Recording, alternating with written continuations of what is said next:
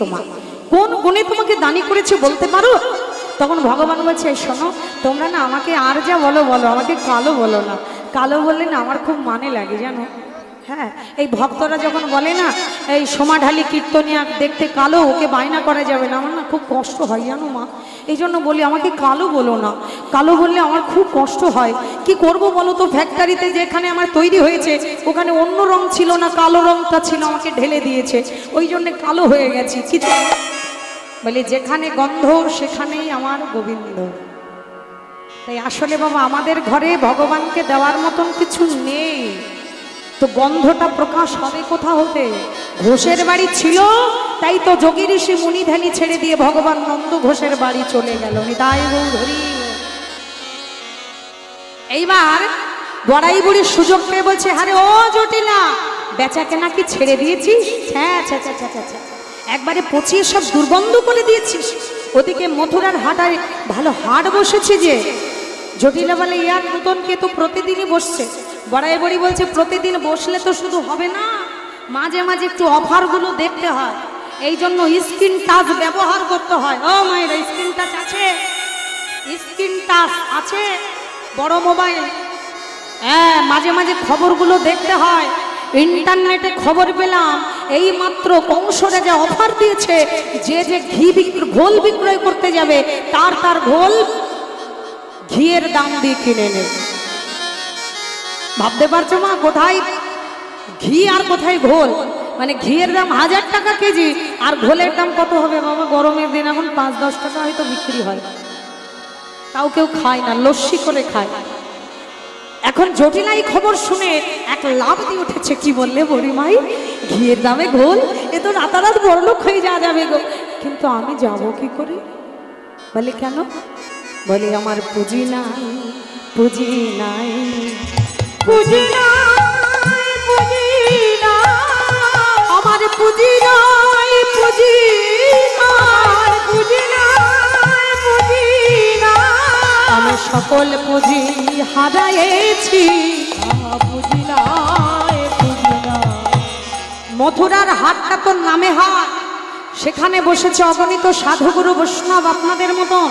আর সেই বৈষ্ণবের বাজারে যেতে গেলে, সাধুর হাটেই যেতে গেলে কিছু পুঁজি থাকা চাই বাবা। পুঁজি মানে কি? মূলধন। যার যত বেশি মূলধন আছে তার ব্যবসা তত ভালো চলে।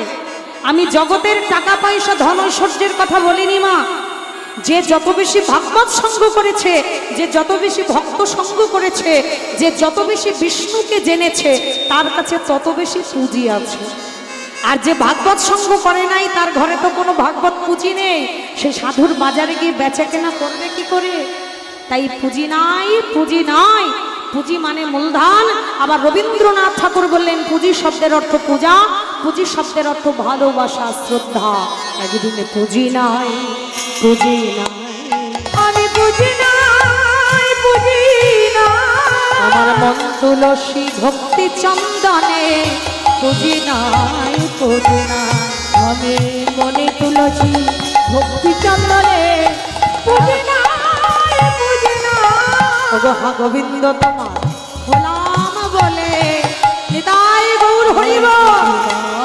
হা গোবিন্দ তোমার হলামে বলে, পুঁজি নাই, পুঁজি নাই। কিন্তু গরিমাই, আমার না হয় সব হারিয়েছে, ঘরে মেয়ে তো আছে, ওই মেয়েকে তুমি হাটে নিয়ে যাও।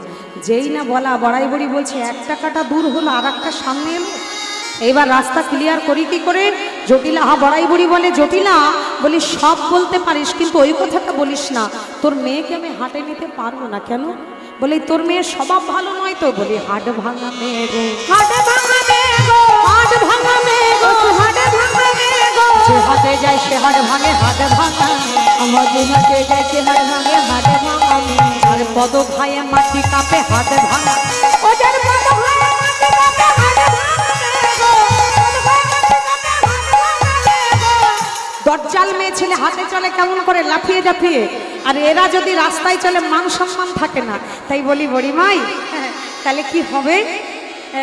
মেয়েকে তুমি নেবে না, তাহলে ছেলেটাকে নিয়ে যাও। আর বড়াই বুড়ি বলছে, এই 63 দশা না কাটা অব্দি রাস্তা তো ক্লিয়ার হচ্ছে না বাবা, কি করা যায়? বড়াই বুড়ি বলছে ছেলেকে নেওয়া যাবে না। বলে কেন? বলে ছেলে তো মা ভক্ত ছেলে, ওই মা কালীর ভক্ত ছেলে। একটু আগে দেখলাম মায়ের মন্দিরের সামনে দিয়ে যখন তোদের ঘরে আসছি, দেখলাম তোর ছেলে ঘন্টা নেড়ে নেড়ে কি সুন্দর মায়ের পুজো করছে। শ্যামা মাকে আমার কালো রে শ্যামা, মাকে আমার কালো, শ্যামা মাকে আমার কালো রে শ্যামা, মাকে আমার কালো। লোকে বলে কালী কালো, আমার মন তো বলে না কালো। কালো রূপে দিগম্বরী, কালো রূপে দিগম্বরী, হৃদি কত করে আলো ধরি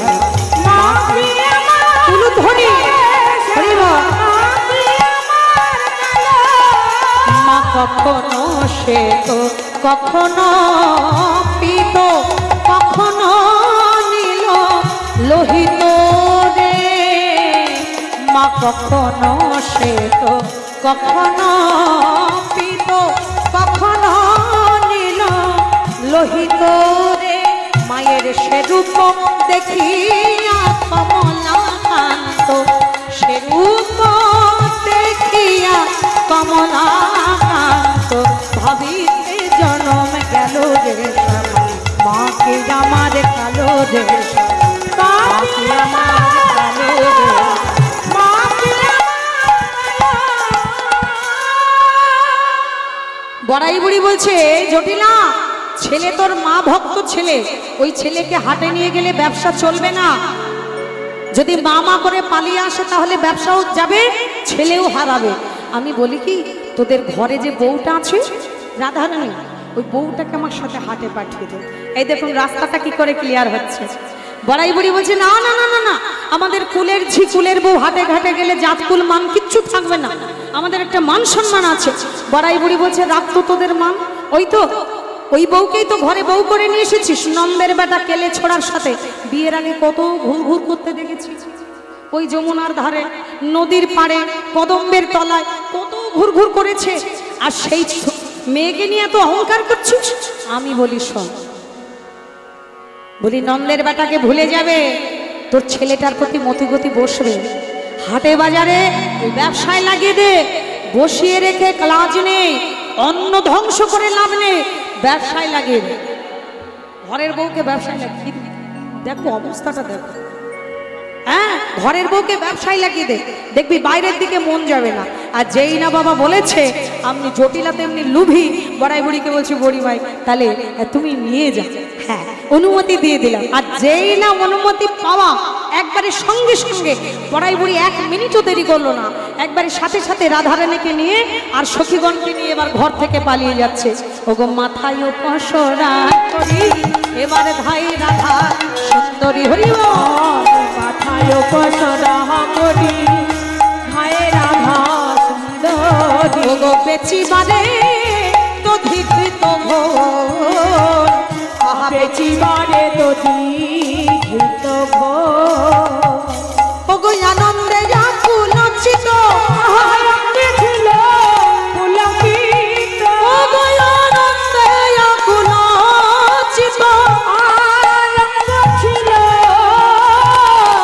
পুলকিত। আহা শুনিয়া গোবিন্দ পথে রানী, শুনিয়া গোবিন্দ পথে রানী। ওগো বধূ আমার দানি সেজেছে, বধূ আমার দানি সেজে, রাধার আনন্দ যার ধরে না গো বধূ আমার দানি সেজে, আনন্দ যার ধরে না গো,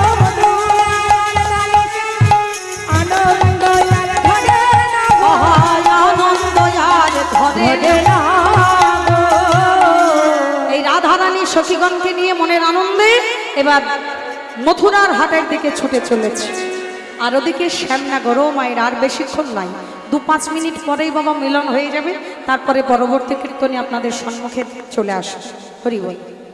এইবার কি হলো না, প্রাণ গোবিন্দ অন্তর্যামী অন্তরে জেনে যে আমার রাধারানী ঘর থেকে বেরিয়েছে আমার উদ্দেশ্যে, আর গোবিন্দ কি করেছে মাথায় একটা পাগড়ি বেঁধে পথের মাঝখানে তিনি অভিনব দানি সেজে দাঁড়িয়ে আছে। আর যেই না রাধারানীকে আসতে দেখেছে সখীদের সাথে, দূর থেকে ডেকে উঠেছে, ও গোমালিনী, আরে আরে ও গোমালিনী,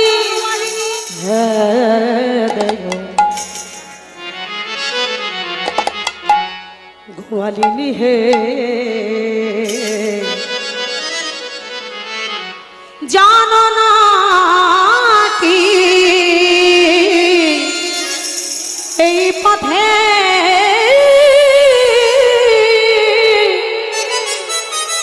আমি মহাদানী, বলে কোথা যাও হে গোমালিনী,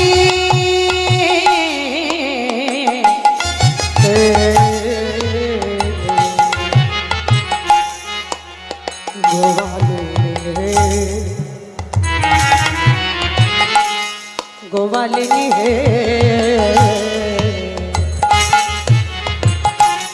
गोवालिनी है,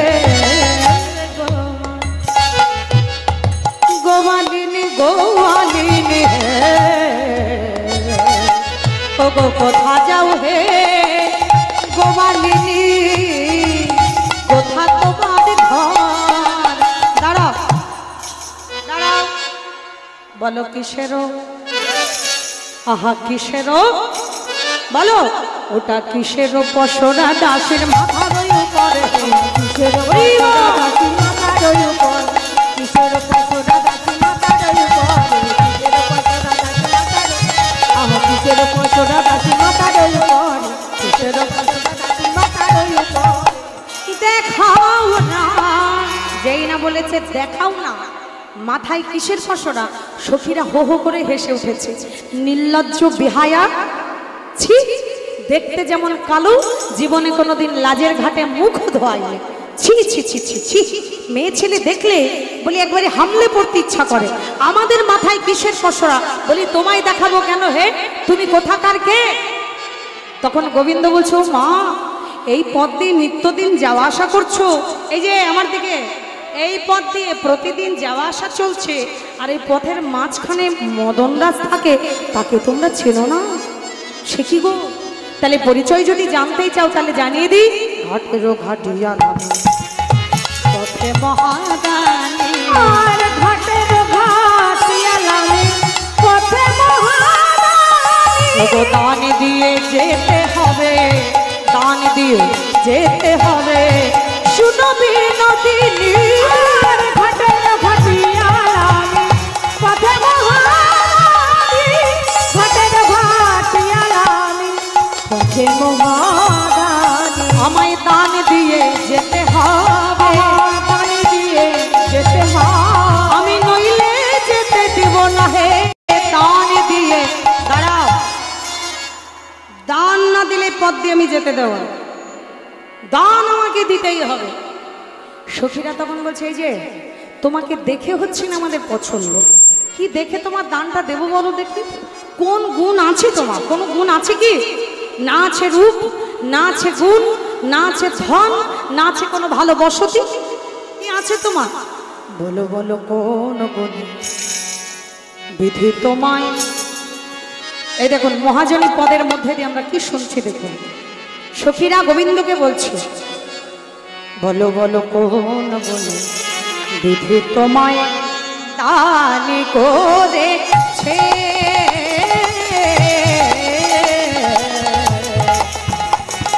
বলো কোন গুণে বিধি তোমায় দানি করেছে, তুমি রূপেতে ভ্রমরা, গুণে নিচ্ছরা, তুমি রূপেতে ভ্রমরা, গুণে নিচ্ছরা, ও গো ধনে ধবলে তোমার বসতি আছে, পলক গুণে তোমার তারে করেছে,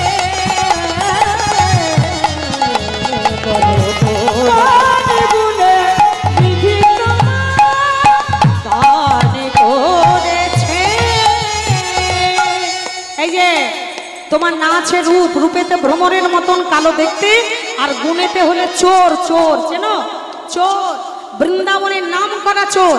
ছোটবেলায় করেছেন মণি চুরি, হাত সাপ্লাইটা ভালো শিখে নিয়েছে, আর বড় হয়ে করছে বাবা ভক্তের মনো চুরি। তাই গৌর হরি। আর বসতি, বসতি তো গাছতলায়, ভালো একটা ঘরও নেই। কোথায় তাল গাছ তলা, কোথায় কদম গাছের তলা, কোথায় বেলতলা, কোথায় কুলতলা, সব তলা খুঁজে বেড়াও। আর যখন কোনো গাছতলা খুঁজে না পাও, তখন ভক্তের চরণ চলে যাও, গড়া গড়ি চরণ তলায় যাও, গড়া ভক্তের চরণ তলে যাও, গড়া গড়ি ভক্তের চরণ তলে যাও, গড়া গড়ি। তোমার না আছে রূপ, না আছে গুণ, না আছে বসতি, কিচ্ছু নেই তোমার। কোন গুণে তোমাকে দানি করেছে বলতে পারো? তখন ভগবান বলছে, শোনো তোমরা না আমাকে আর যা বলো বলো, আমাকে কালো বলো না। কালো বললে না আমার খুব মানে লাগে জানো। হ্যাঁ, এই ভক্তরা যখন বলে না এই সোমাঢালি কীর্তনিয়া দেখতে কালো, ওকে বায়না করা যাবে না, আমার না খুব কষ্ট হয় জানো মা। এই জন্য বলি আমাকে কালো বলো না, কালো বললে আমার খুব কষ্ট হয়। কি করব বলো তো, ফ্যাক্টরিতে যেখানে আমার তৈরি হয়েছে ওখানে অন্য রং ছিল না, কালো রংটা ছিল, আমাকে ঢেলে দিয়েছে, ওই জন্য কালো হয়ে গেছি। কিছু করার নেই বাবা, কালো কালো করো না গো ও গো ওয়ালারে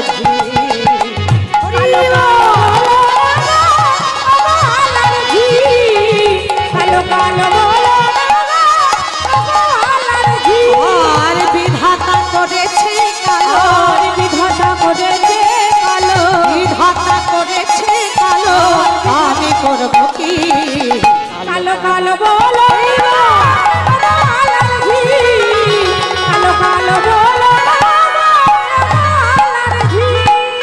এই যে এই সময় শিবরাম দাস পদকর্তা এক পাশে দাঁড়িয়ে বলছে, এত দ্বন্দ্ব এত ঝগড়া যদি করতে থাকো সারাদিন চলবে অভিনয়, কিন্তু দান দেওয়া হবে না, বেচা কেনা করা হবে না। তাই শিবরাম দাস কহে, শোনো বিনোদিনী, শিবরাম দাস কহে শোনো বিনোদিনী, এবার শ্যাম সঙ্গে রস রঙ্গে করো বিকিনি, শ্যাম সঙ্গে রস নাই গৌর হরি বল, শ্যাম সঙ্গে রস রঙ্গে করো বিকিনি, শ্যাম সঙ্গে রস রঙ্গে করো বিকিনি, করো বিকিনি। রাধা রানী আমার সখী শুনে, আজ দধি মাখন পশরা ফেলে দিয়ে এই দেহ পশরাটি গোবিন্দের চরণে সঁপে দিলে। হে বধূ, তোমার চরণে দেওয়ার মতন আমার আর কিছু নাই, আমার এই উচ্ছিষ্ট তোমার চরণে সঁপে দিলাম, একবার তুমি কৃপা করে প্রসাদ জ্ঞানে গ্রহণ করো। আজ গোবিন্দর চরণে যখন রাধারানী নিজের দেহটাকে সঁপে দিলেন, তখন গোবিন্দ রাধারানীকে চরণ থেকে তুলে হৃদয় মাঝে জড়িয়ে ধরলেন। নিতাই গৌর হরিবোল হরিবোল। আর সখী বৃন্দগণ পাশে দাঁড়িয়ে দাঁড়িয়ে ওই যুগল স্বরূপ দেখছে। রাধে রাধে। পরবর্তী সম্প্রদায় চলে এসেছেন, আপনারা কেউ যাবেন না। এইখানে রহিল লীলার মিলন মাধুরী, চন্দ্রদলে সবে মিলে বলো হরি হরি হরি বল, হরি বল হরি বল হরি বল। লীলা প্রসঙ্গে ভুল ত্রুটি রসভাস মার্জনা করবেন। সকল ভক্ত ভালো থাকবেন, সুস্থ থাকবেন, সকলের যেন কৃষ্ণ পদে মতি হয়, এই কামনা রেখে আমরা বিদায় নিই। হরি।